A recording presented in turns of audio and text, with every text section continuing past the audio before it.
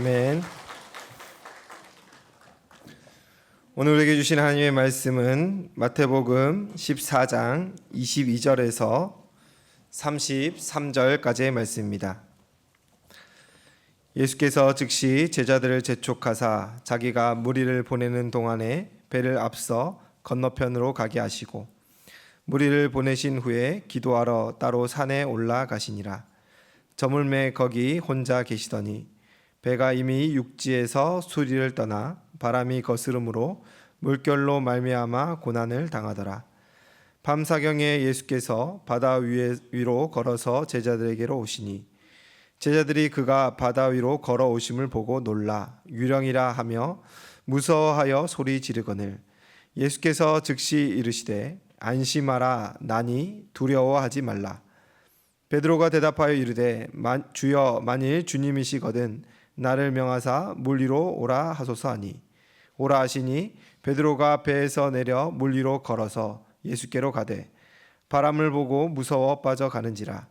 소리질러 이르되 주여 나를 구원하소서 하니 예수께서 즉시 손을 내밀어 그를 붙잡으시며 이르시되 믿음이 작은 자여 왜 의심하였느냐 하시고 배에 함께 오름에 바람이 그치는지라. 배에 있는 사람들이 예수께 절하며 이르되 진실로 하나님의 아들이로소이다 하더라. 아멘.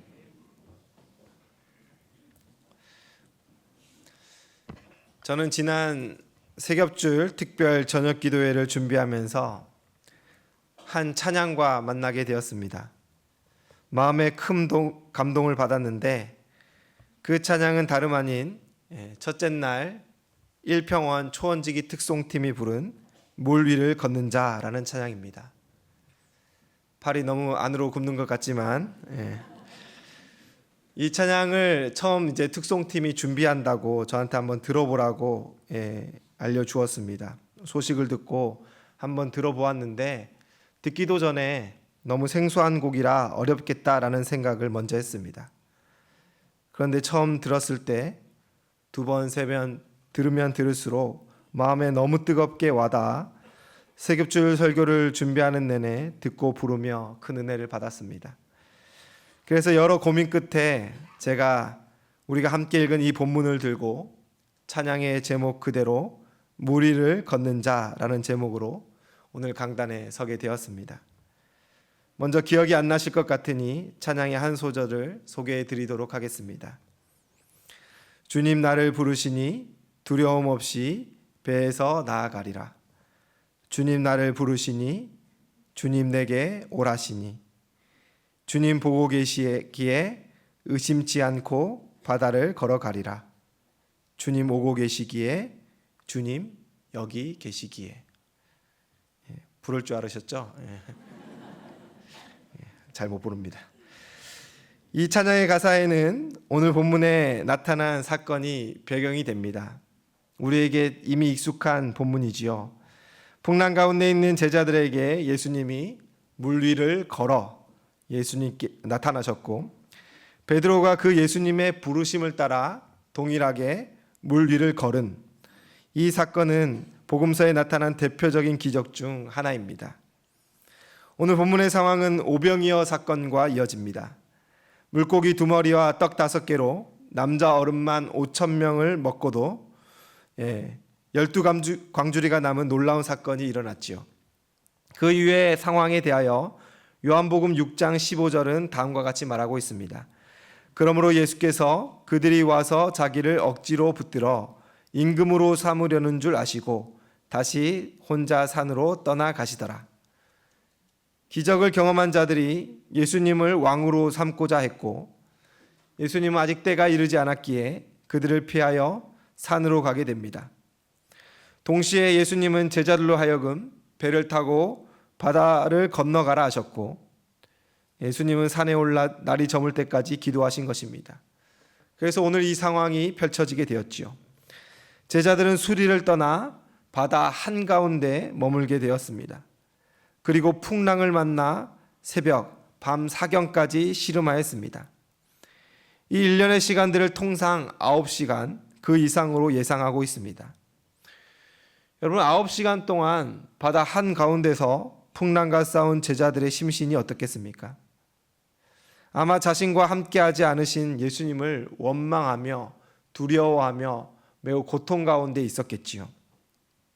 이전에도 풍랑을 만난 적이 있지만 그때는 뱃머리에서 주무시는 예수님이라도 함께 하였고, 지금은 예수님 없이 제자들만 공경에 빠진 상황입니다.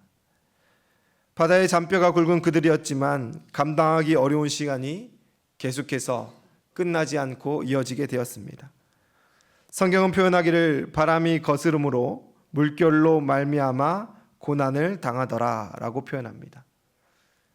고상하게 표현되어 있지만 그들의 괴로움을 예상해 보면 신음과 고통과 눈물이 가득했을 것으로 예상이 됩니다. 그런 그들 앞에 예수님이 나타나셨습니다. 직전에 오병이어 사건으로 신적 권위를 보이셨기에 풍랑 속의 제자들에게 있어 예수님은 큰 소망이 되었지요. 그런데 그들은 예수님을 보고 이제 살았다, 기뻐 환희하는 것이 아니라 무서워하며 소리를 질렀다라고 성경은 기록합니다. 그 이유는 다름 아닌 예수님께서 상상하기 어려운 모습, 바로 바다 위 물 위를 걸어 그들 앞에 나타나셨기 때문입니다. 그들은 이르기를 유령이라 하며 겁에 질렸습니다. 방금까지는 풍랑에, 이제는 두려운 존재 유령의 공포에 처하게 된 것이지요. 이때 제자들에게 소망을 주는 목소리가 들려왔습니다.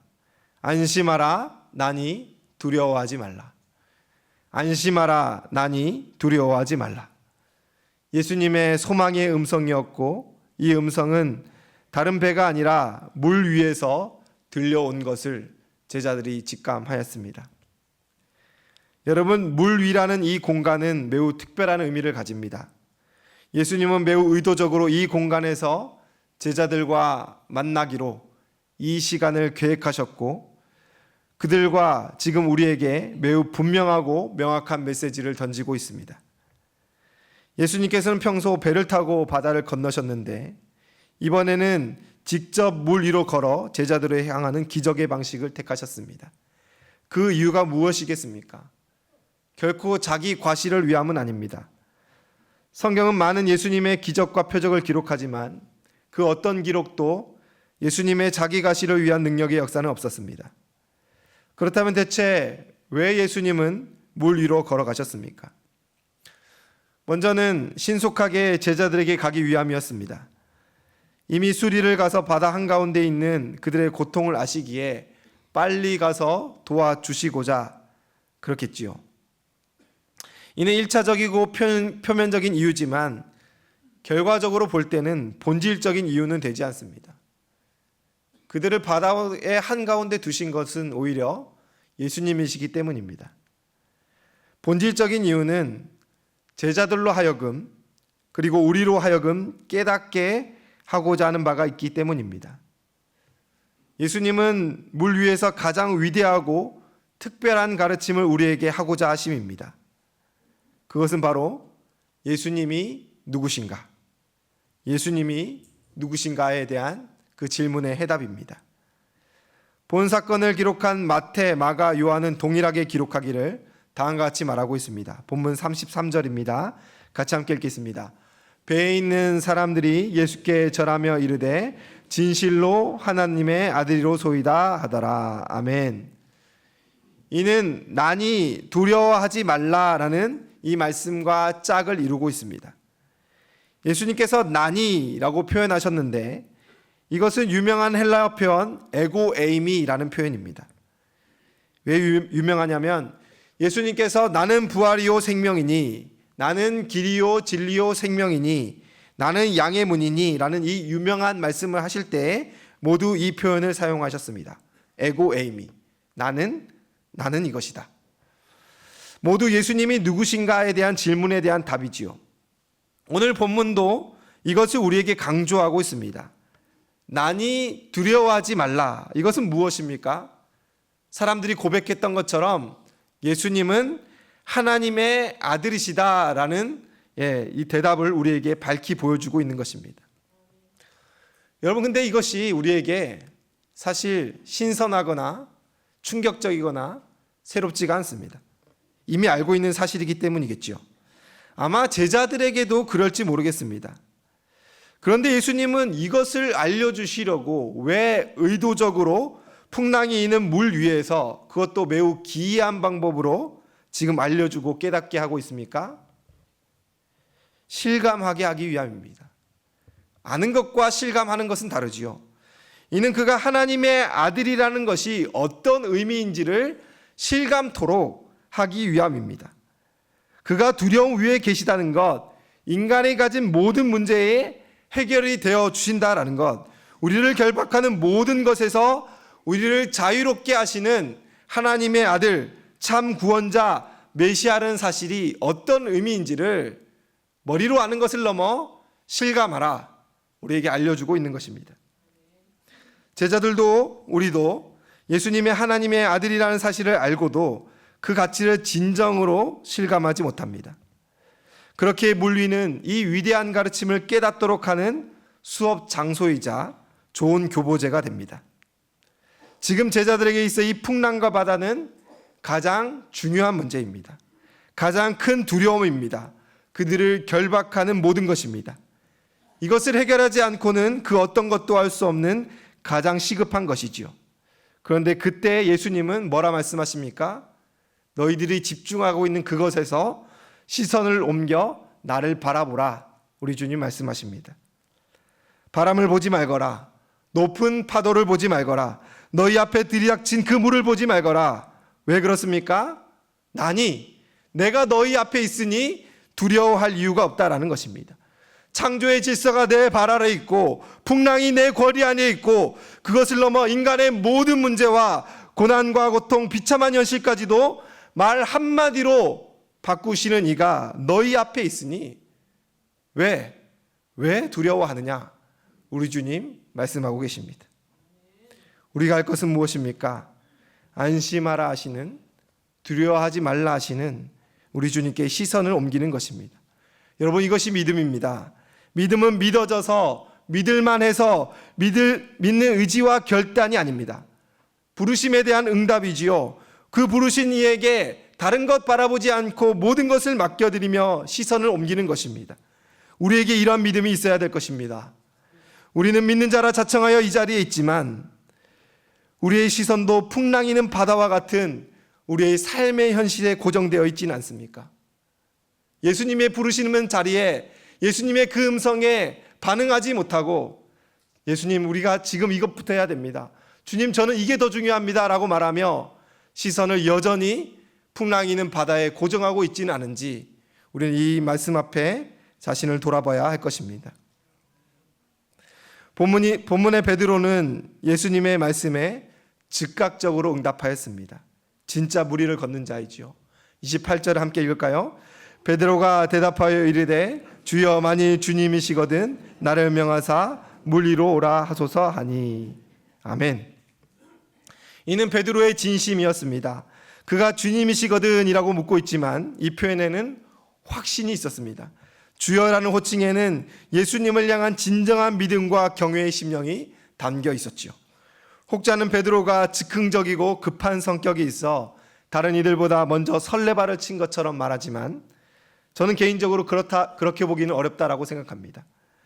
왜냐하면 베드로는 바다 사람 아닙니까? 어부였습니다. 바다의 잔뼈가 굵은 그 어부인 베드로가 물의 무서움에 대해서도 누구보다 가장 잘 알고 있다는 것입니다. 그러니까 단지 흥분해서 즉흥적이라서 무리를 걷겠다라고 함은 아니다라는 것이죠. 여기에는 예수님에 대한 신뢰, 바다 위에 계신 이가 우리 예수님이라면 넉넉하게 나로 하여금 물 위를 걷게 하시리라는 믿음의 고백이 베드로에게 있었다라는 것입니다. 그가 확신이 없었다면 다른 제자들처럼 가만히 있으면 되지요. 가만히 있으면 중간을 하지 않습니까? 그런데 그는 믿음으로 오라 하시는 주님께 발을 내딛었다라는 것입니다. 여러분, 이 믿음에 주목하시기 바랍니다. 비록 베드로는 후에 책망받지만 지금 물 위를 걸어 예수님을 의지하여 나아가는 진정한 믿음의 모범을, 본보기를 보여주고 있습니다. 우리도 이와 같아야 할 것입니다. 믿음은 따질 거 다 따지는 것이 아닙니다. 계산할 거 다 계산하는 것 아닙니다. 주님이시라면, 그의 뜻이라면, 그것이 상식에 벗어나고 사람들의 비난이 예상되는 것이라도, 무모하고 바보 같은 짓이라도 나아가는 것이 믿음이겠지요. 풍랑이는 물 위로 발을 내딛는 것처럼 어리석은 것이 어디 있습니까? 물 위로 발을 내딛으면 빠진다라는 것을 모르는 사람이 누가 있습니까? 하지만 베드로는 믿음으로 예수님을 의지하여 물 위를 걸어갔다라는 것입니다. 그런데 애석하게도 베드로는 바다에 빠집니다. 얼마나 물 위에 있었는지를 알 수 없지만 분명 걷긴 걸었는데 그리 길지는 않았던 것 같습니다. 성경은 그가 바람을 보고 무서워 빠져가는지라 라고 그 이유를 설명합니다. 여러분, 우리가 주목할 것은 바람은 전에도 있었다라는 것입니다. 9시간 동안 한 번도 멈춘 적이 없는데 그가 바다를 보지 않고 물 위를 걸었을 때는 걷다가 바람을 보니 그제서야 무서워 빠지게 되었다라는 것입니다. 그가 물 위로 가게 해달라 요청할 때 잠시 잠잠해진 것도 아닙니다. 달라진 것은 딱 하나입니다. 그의 시선이 예수님이 아닌 바람으로 옮겨졌을 때 그가 바다에 빠지게 되었습니다. 그것으로 인해 베드로는 물에 빠져 소리칠 수밖에 없는 처지가 되었고, 그런 그를 예수님이 건지시면서 믿음이 작은 자여 왜 의심하였느냐, 믿음이 작은 자여 왜 의심하였느냐라고 하셨습니다. 제가 본문을 묵상하며 이 대목이 너무 불편하고 소화가 되지 않았습니다. 그 전에도 교육부서에서 설교도 했었고 신학생 시절 과제를 하면서 수없이 봤던 본문인데 믿음이 작은 자여라는 표현에서 마음이 딱 막혀버렸습니다. 성경책을 탁 덮고 싶었습니다. 왜 베드로에게 믿음이 작다 하셨을까? 예수님은 왜 베드로의 사정을 살피시지 않으신가?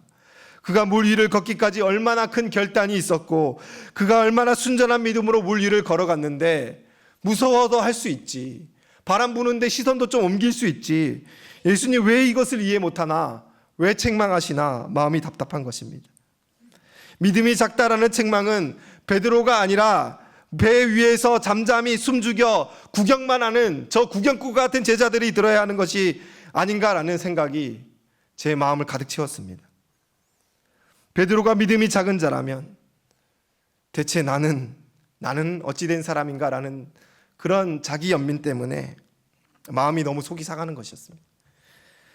이 예수님의 냉소적인 말씀이 마치 제 신앙과 인생을 부정하는 것 같다라는 생각까지 들었습니다.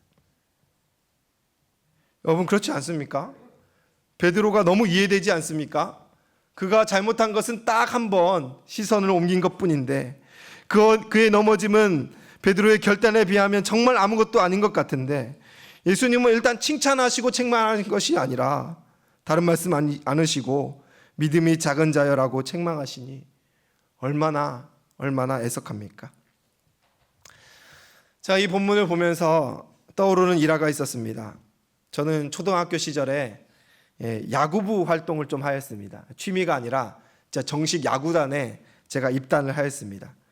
큰 재능이 없었는데 야구라는 운동에 빠져서 부모님을 졸라서 입단 테스트를 봤는데 처음에 떨어졌어요. 떨어져서 이제 포기했어야 되는데 한 번 더 도전해가지고 입단 테스트에 통과했습니다. 매우 고단했지만 야구단 훈련은 늘 재미있고 설렘이 있었습니다. 동네의 야구와는 차원이 다른 그런 기쁨이 있었죠. 그런데 실력은 그닥 좋지 않아서 경기에 많이 나서지는 못했습니다. 그런데 어느 날 제게도 기회가 주어졌습니다. 주전 명단에 오피셜한 경기, 공식 경기 주전 명단에 이름을 올렸고 그것도 5번 타자. 좋지 않습니까? 4번은 아니지만 4번 다음에 5번 중요한 타순이었습니다. 좋은 기회를 얻었다라는 의미지요. 어렵사리 얻은 기회에 그날 컨디션은 또 얼마나 좋은지 처음에 딱 들어갔는데 안타, 그 다음도 안타, 전타석 안타를 치고 있었습니다. 경기도 크게 앞섰습니다. 우리 팀은 축제 분위기였지요. 이제 거의 다 끝나갈 때쯤에 마지막 타선에 제가 올라갔는데 앞에서 이미 안타를 많이 쳤으니까 아무런 부담 없이 또 방망이로 휘둘렀는데 딱 맞는 순간 제 마음에 됐다 싶은 거예요. 그런 느낌이 들 정도로 큼지막한 장타를 쳤습니다. 1루를 돌고 2루를 돌고, 여러분 2루를 돌면 3루타입니다. 안타 중에 제일 큰 게 3루타예요. 상식적으로 홈런인 이상 아닌 이상 3루타는 최고의 안타이지요. 타구를 보며 제가 뛰고 있는데 3루까지 넉넉하게 들어가겠는 겁니다. 그래서 너무너무 기분이 좋았는데 첫 3루 뒤에서 저희 감독님이 소리를 지르면서 오른팔을 빙빙 돌리는 거예요. 무슨 말인지 아세요? 홈까지 뛰라는 거예요. 3루로 충분한데 홈까지 뛰라는 겁니다. 그런데 이제 막 뛰다가 제가 3루에서 저도 모르게 멈춰섰어요. 제 상식이 앞선 거죠. 경기는 우리 학교의 승리로 끝났고 저는 그날 가장 좋은 성적을 거둔 선수 중 하나였습니다. 마지막 타석일로 약간 찝찝함이 있었지만 동료들의 칭찬들에 하늘이 날아갈 것 같았어요. 그런데 감독님이 막 좋아하는 저희 앞에 오시더니 제 앞에 서서 제 뺨을 치시는 거였습니다. 그리고는 한마디 칭찬도 안 하시고 다 해산 하면서 뒤돌아가셨습니다. 그 순간 저는 아픈지도 몰랐습니다. 그저 억울함에 그 자리에서 펑펑 울었지요. 집을 가는 내내 어떻게 갔는지도 생각 안 날 만큼 너무나 큰 상처로 제게 남겨져 있습니다. 오늘 본문을 보면서 우리 예수님이 마치 그 야구 감독님 같다라는 생각이 듭니다. 저는 3루에서 멈춘 제 판단을 한 번도 틀렸다라고 생각하지 않았습니다. 그렇게 감독님의 행동, 제 뺨을 친 것은 틀려도 100번, 1000번 틀렸다라고 생각합니다. 그런데 제가 간과한 것이 하나 있는데 이 판단의 권한이 제게 있지 않다라는 것입니다. 제가 이 이야기를 하는 이유는 믿음은 우리 스스로가 기준하고 판단하는 것이 아니다라는 것을 강조하기 위함입니다. 내 사정, 우리의 노력, 우리의 진심 다 버무려서 꽤 나는 괜찮은 믿음으로 여기서는 안 된다라는 것이지요. 야구를 좋아했던 소년의 마음을 꺾은 그 매정한 야구 감독님과 우리 예수님을 어떻게 감히 비교하겠습니까? 너무 어울리지 않지만 이해를 돕기 위하여 설명드린 거예요. 그날 제 플레이를 평가할 권한이 제게 아닌 감독님께 있는 것처럼 우리의 믿음을 평가하실 이가 우리 스스로가 아니라 우리 예수님임을 우리는 불편해도 인정해야 한다라는 것입니다. 베드로의 믿음을 우리 주님 작다 하셨습니다. 우리는 우리의 믿음에 너무 관대할 때가 있습니다. 자체평가로 이 정도면 됐다 생각하기가 일쑤입니다. 주님께 시선을 놓치고 넘어지고 방황하는 것은 하나님이 이 정도면 당연히 이해해 줘야지라는 생각을 늘 합니다.